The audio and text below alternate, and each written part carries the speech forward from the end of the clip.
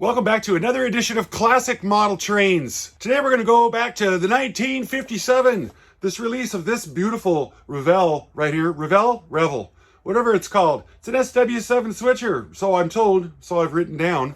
Beautiful, nice box. Let's look into this thing, open it up, clean it up, get it running again, and see what the technology was like back in 1957. I'm Ron with Classic Model Trains. Let's get into this.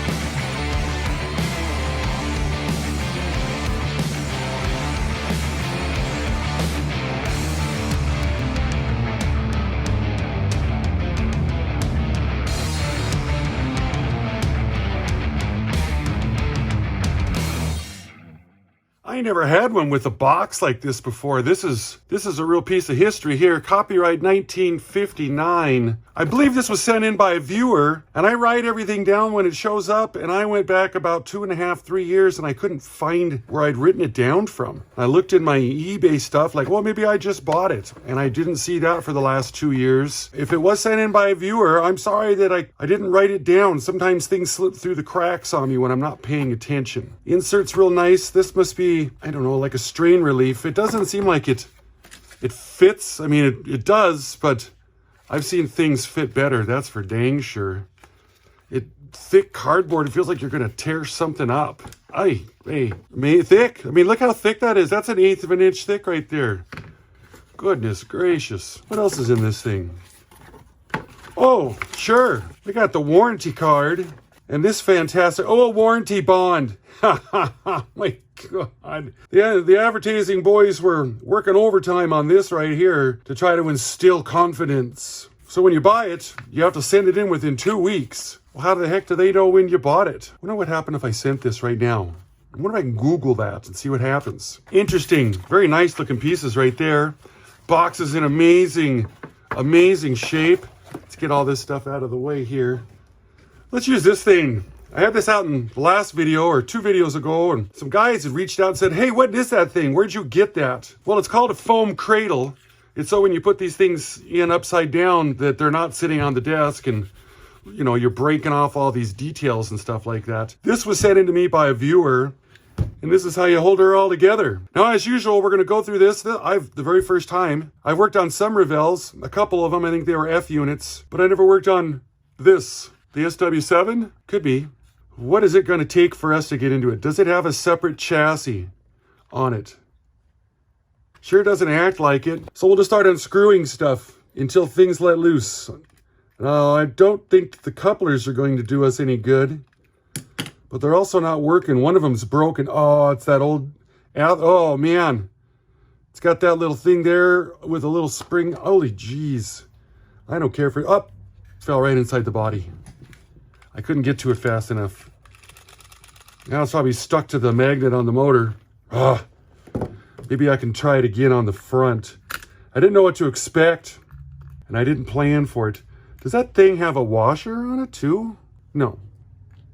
See, the front one was just missing the spring, which goes right in there. Sits in like that, and the spring sits right there and gives you this type of action jacks, and I don't really know if I like that or not. But now we know what Revell or Revell. I'm just going to say Revell all the time because that's what I always called it. Now we know what they look like when you see these in your collection. Now, it didn't get us any deeper. I see a hole right there and right here, which gives me like blue box vibes, like you spread the shell out to get in there, but there's just nothing spreading down here. Oh, there it is. Get my fingernails jammed in there. That's a nice seam. You couldn't hardly see that at all. Oh, pry more, but be careful. Easy. It won't stay. I want to roll it out just some. Come on. There. Gentle. Easy. Oh, there it is. Okay. This has got stampings in it. Copyrighted in 1956. It's a nice looking shell right there. Nice handrails on it. This one, of course, it's been run into. Joey running it into things all over the place. Man, that's a nice rear hand railing on it. Here's this. 5 poles. I wonder if that magnet has absolutely no magnet left to it. Oh, There's my coupler spring sitting right there. That's not stuck. Oh, this is rotten. I'm gonna lose that. I'm gonna get out this paint tray right there, and instead of picking up springs with your fingers or pliers, stab them a little bit with your screwdriver, and then it won't, compress and because that happens. So we got some auxiliaries going off here up to the front, soldered right to the bulb. This looks like, oh, okay. I don't know what happened. I guess when I spread the frame, this bolster, you can see it sitting right here. It was jammed in there, right here and here. So I guess I spread the frame and it dropped down just a little bit, and now here it is. This weight, it looks like it's glued. And of course I want to take this, what do I want to do with this? That's not even doing anything to pick up. This is just a long, okay, it's a drive. So yeah, we got to open it up. I'm gonna pull it out. How good is this glue in here? Heavy. That's definitely gonna get the job done. Is this being held in the same way? These slides right there, that's making me think that this top piece is gonna slide back like a door. Okay, I don't think that anymore. We're still working it, figuring out how to pry it. This side over here looks like it's halfway out, which means taking it apart's going to be easy. Putting it back together is gonna be tough because I didn't know how it came apart. Okay. Yeah, the frame, you just spread it just some tiny bit. Now, will this slide out? No. No, it's being captured right there.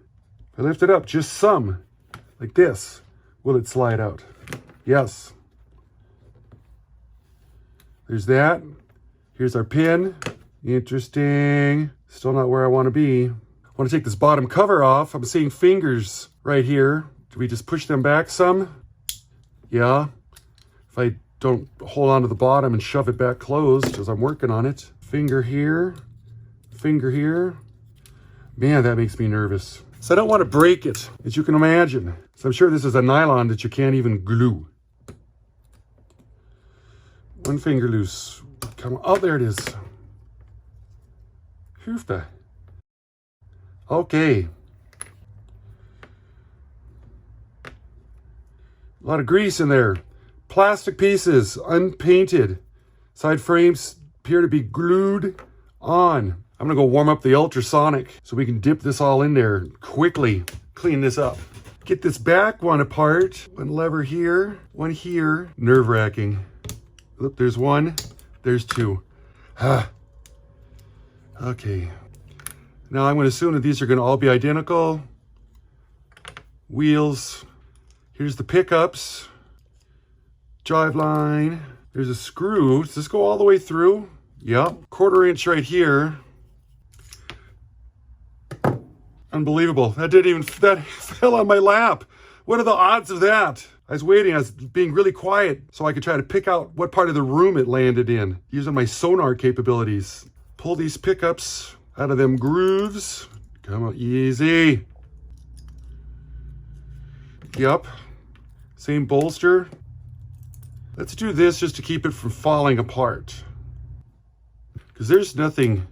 See, this motor isn't even going to run because there's no magnetic. Oh, dang it. Well, it took me like half an hour to get this all set up. I wanted to show voltage. Got some new test leads. I had to break and open up all the packages and open up all the little thingies and figure out what's going on. We're going to. Yeah, see, that's very, very slow.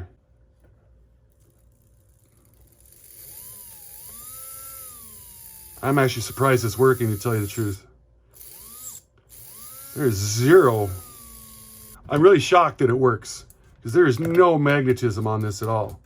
Which doesn't matter because I'm going to remagnetize it anyway. It's just going to get the treatment. I'm going to get this little screw out of there so I can get a good bite on it with the Ronald Dodd remagnetizer.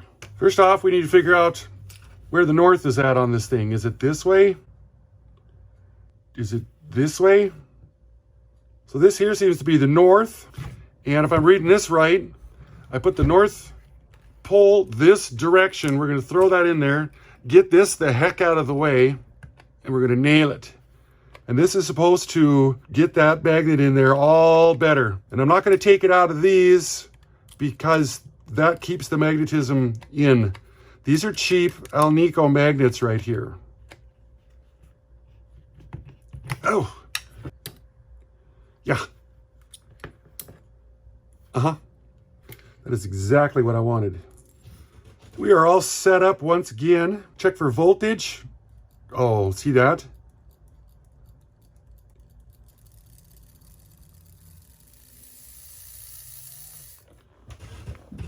Wonder if we give this thing a little taste. What are we going to have? Can I even get to it? Not really. That's a tough one right there. This is one down below. It's even tougher. Oh. That's how quiet it is now? Wow. I love it. Just this old Pitman. I can't find nothing wrong with this at all. Sure. I'm just going to Q-tip this with some odorless mineral spirits. I'm not going to put it in the ultrasonic now. I don't think the brushes or nothing needs to get messed with. Need to clean the commutator? No. Oops. Well, there, broke that other one off. Them solder joints are ick. This one's loose too. So I'm going to have to end up resoldering all these wires on because the solder joints are breaking every time I turn around, but that is in good shape.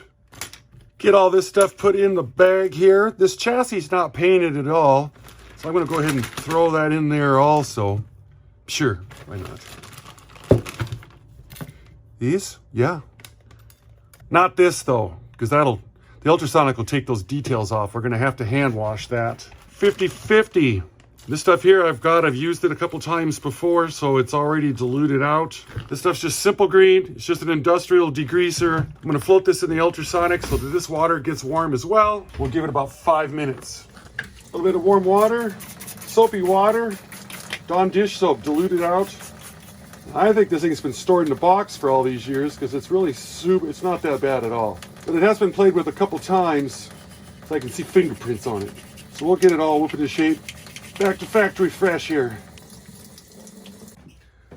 Put her up here on the drying rack.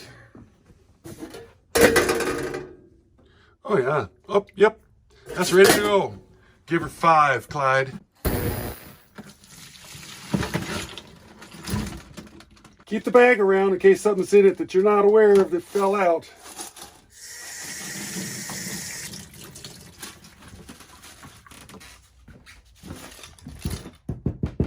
Give this a little while to dry here. Sure, looks like everything made it through. Faster production time. Brass wheels. The gears are doing good. The axles aren't cracked because I can't spin these things freely. This is a 1000 grit spinny wheelie wheel. These are in the description down below.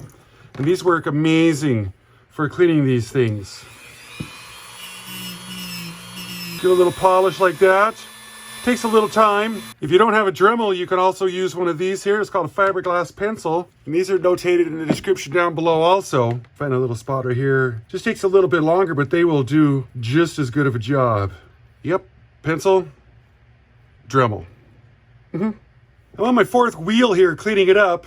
One of the things I wanted to point out is to make sure to pick up this inside surface right here, because that's where the pickups for the electrical are at. So if these are icky, you're gonna have poor juice flows going on. I'm working on this thing and it kept getting kind of hotter and hotter in my fingers, and I'm thinking, God, that's not good because it could melt this nylon and create some havoc. But these things here, it's shot. It's used up all of its abrasiveness. So I had to put, time for a new one. I figured that they'd run all the way down to the center and wear off and stuff, but nope. Had to really work at it, and it just wasn't cleaning. When that happens and you start getting a lot of heat in your project, swap these things out. Oh yeah, much better. Here's some fun facts about the Revell company. A feller named Louis Glasser. He's an entrepreneur out there in the California area. He founded a plastics molding firm. They called it Precision Specialties in Hollywood back in 1943. They made a variety of products for different kinds of manufacturers, and the Google machine spit out that some of the first products he made was a washing machine. I don't know, I've never seen a plastic washing machine though, but I guess there's something for everybody. Kind of got into doing toys, and the toy line was marketed under the name Revell. They say that the name Revell came from a French word, reveal, R-E-V-E-I-L, and it's supposed to mean a new beginning. And I was digging around and I seen a tagline in one of their catalogs that says, you know it's real if it's reveal. So maybe that's how you pronounce the word. I guess I'll go with it. Some of the first toy-related products that they made was the 1/87 scale HO, train locomotives, buildings, scenic stuff, just the whole line started in 1956. And then due to a $5 million loss, they pulled out of the toy train market sometime in the early 60s. However, the molds went on, and they say that Concord got some of their molds, or got their molds, and continued making trains with those under the Concord name. In the late 60s, very early 70s, they got into the N-gauge market with the Revell Rapido line of products. It didn't last very long. They did do a lot with the slot car craze that took place in the 60s. We know them now for the Revell plastic model car, trucks, semis, planes, ships, boats, all that other stuff for static model builders. Huge name in that.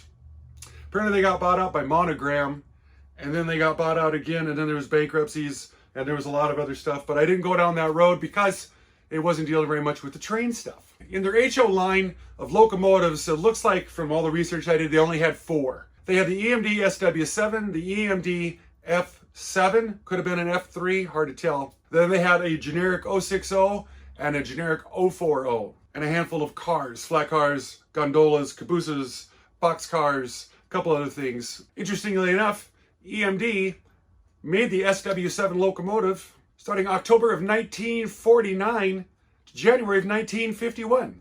Wasn't a very long run at all. And depending upon who you ask, they made 489 to 493 units. The internet, I tell you what.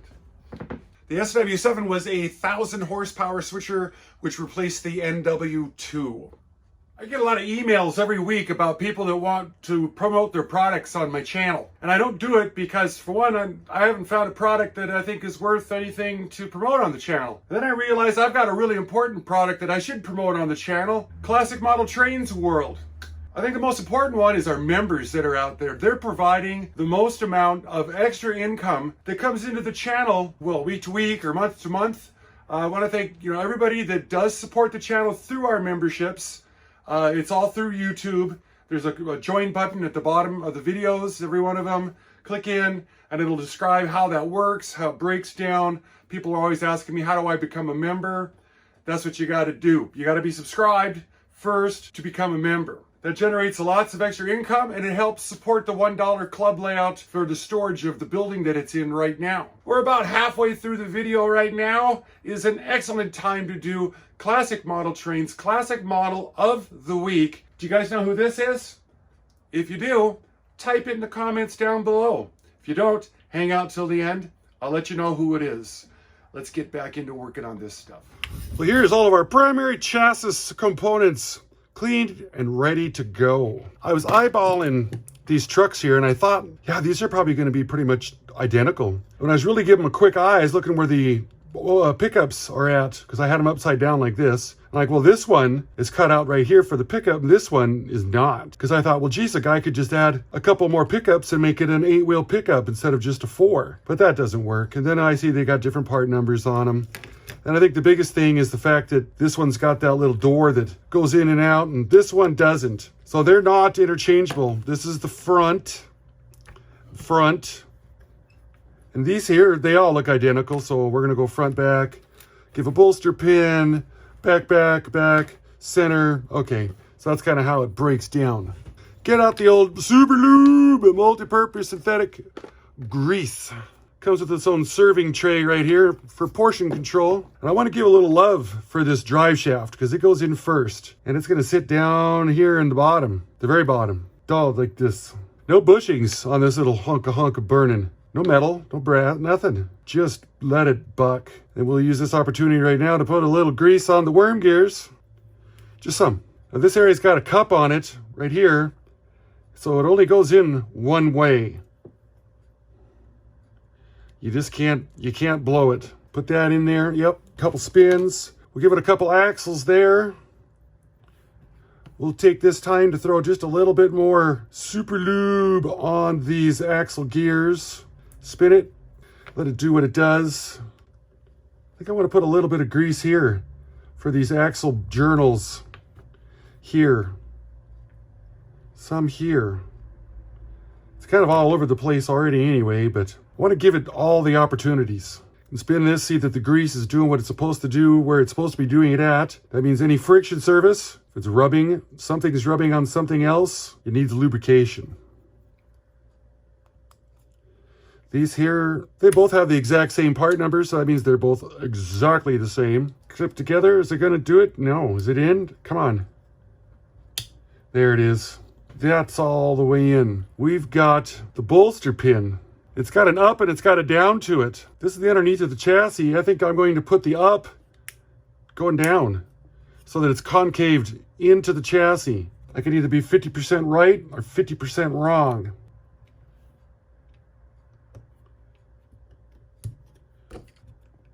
Put this in, lock it in, yeah. There's that. Here's our lead weight, and it friction fits in there really nice. So there's half of it. We'll push this bolster pin in the same over here. They go in pretty easy like this. You get one side in, and then the other side. Just give it a little love like that. Sure. They got a little nibbin sticking out right there. They sure came out a lot easier than they're going in. Come on now. Got it set in there. The way that the holder works is that it bows it some. And then you get the bow in, and then everything else to work. Oh, God. Getting both of these in there was an absolute hassle. These pickups that are sitting up here, they go on both sides of this little bolster frame where the side trucks mount on at. So you really can't blow it, but getting them to bend like this and get in, we got to get this little feller in right now. What's that sticking to it? I still haven't soldered anything yet. Bring the screw up from the bottom here. Go through all this here. Oh, wait. We got to have that. This has got to go through the bolster all at the same time. This has got to come in. We got to put this in here. Yeah, that doesn't, does that look right? That doesn't look right. Oh, it's because it doesn't go through there. It goes, okay, it goes right there. Oh, this is going to not be very, this is one of those 5-finger jobs here. You need a lot of extra going on. And there ain't no way for me to get in there and solder them on because the truck frames are in the way. So I'm going to have to solder those on, not in the chassis here. So I'm going to bolt that together because we got to have something consistent so it's not flopping in the wind. I need better lighting on this side. See if I can throw that in. I don't care for any of it. This is loose in this area here. These wires are so old that they're dirty and I can't get them to take any solder. So I'm going to build some new ones here. Have this laying around in the special junk box of wires. You see how they got them split back? Some. So I'm going to come in here with this. Split this back some here. Okay, not that one. This one. That's going to go to the motor. We're going to cut that twice like that. Keep your soldering tip clean. Let's get this tinned up just some. I'll do this exact same thing on this side here. Throw a little flux down here. Oh, I pushed that out. Little flux there. Little flux here. Little solder on the brush. Get some fresh solder here on the motor.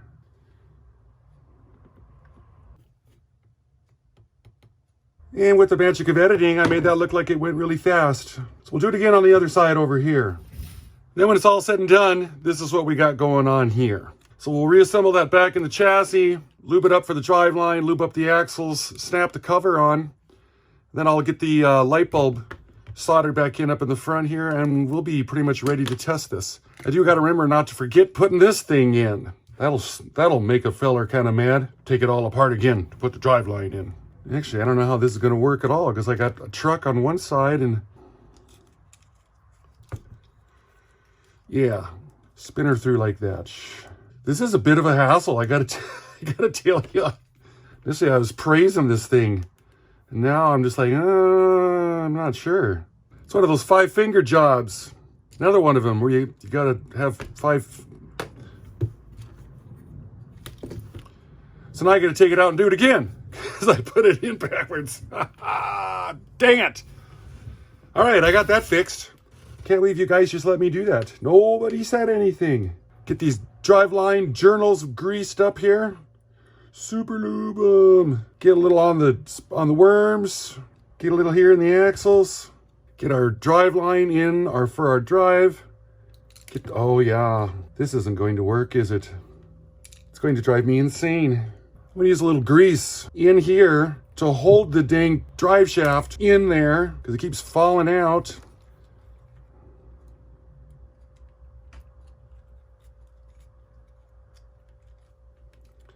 Holy, okay, pulled that one off. Get these in, fold the fingers up for the pickups so they're on the right side of the wheel. These can go in any direction because each wheel is insulated from the other one. Get a little more super lube. This was a lot easier to take apart than put it together. Here I was all loving this design and now I'm like, I don't know. Get this cover on.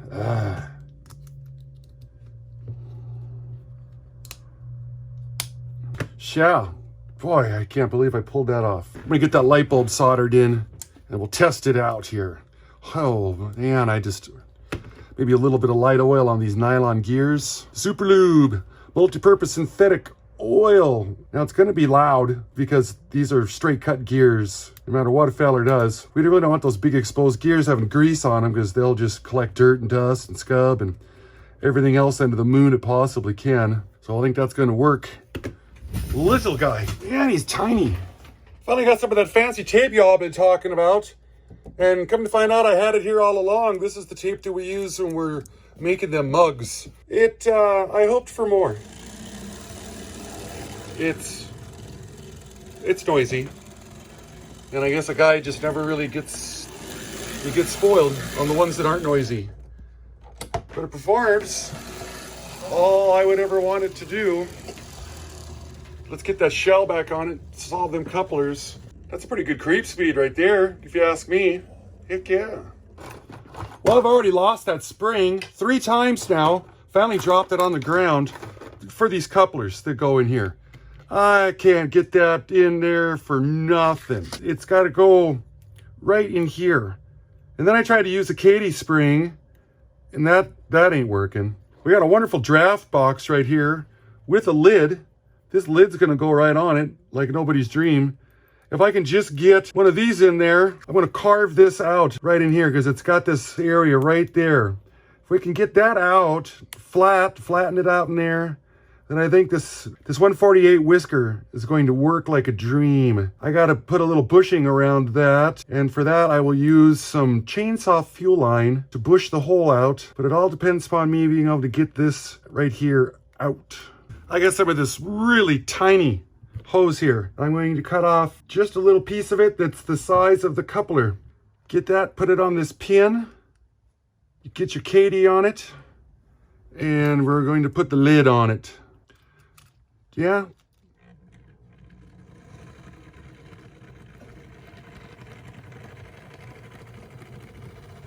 Yeah, that came out quite nicely. Love it for sure. Good creep speed too. For an old DC'er. Yeah.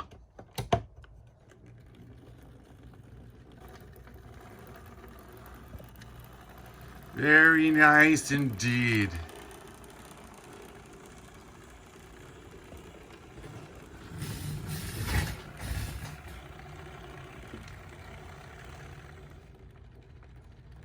There we go. That remagnetizing them motors off the chart. And it's pulling like a 12-pound load. Not really 12, but this is a healthy chunk of weights right there. Well, the motor was pretty impressive when it was just running all by itself, but when it went under load, then it had the meat grinder sound to it, like a Varney and a Lifelike from the back in the earlier days, and all the ones that had that typical gear type of thing to them. Looks like Revell had a clutch drive in some of their F7s. I like to get a hold of one of those and eyeball it and see what it's like. The interesting things about how they did stuff back in the day. The old classic model trains. I guess I'll put this little feller back up on the shelf over here. I'm hoping to get a Union Pacific one of those to go in the old collection because I'm trying to collect the Union Pacific stuff. Seems like a guy, if somebody's got a shell or they want to swap, if you're an ATSF guy and you have a union, just get a hold of me. classicmodeltrains@aol.com. Maybe we could do a swap or something like that. Want to thank all the 33%ers for hanging out with us through the duration of this video. It's good to see you guys out here every week. Our classic model of the week, Susan Day from the Partridge Family. Doing a little reworking on the studio here just a bit. It's taken a while to get it knocked out, but I'm going to make it where I'm able to stand and work on stuff or sit on a bar stool height and work on stuff. Because for some reason, I've been able to sit on a bar stool for 8 to 10 hours and be completely comfortable the entire time. So I figured, well, that should work well here in the studio too. I'm Ron with Classic Model Trains. Thanks for stopping in. We'll see you guys next week. Bye-bye.